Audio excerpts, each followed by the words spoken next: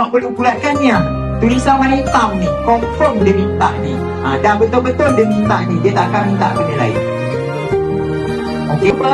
Tulis dan jawab. Baca pula tulis ayat. Saya suka kalau awak conteng kertas awak tu bulatkan tulisan. 4 kata majmuk tu yang dibulatkan. 4 kata majmuk dibulatkan dan kata majmuk dalam teks. Dan kita dah setorang kata tunggal satu. Kata majmuk akan dua bukan faham lain. Jadi cuba cari. Cuba amal. Ini selalu berlaku juga boleh. Kita sangat pasti.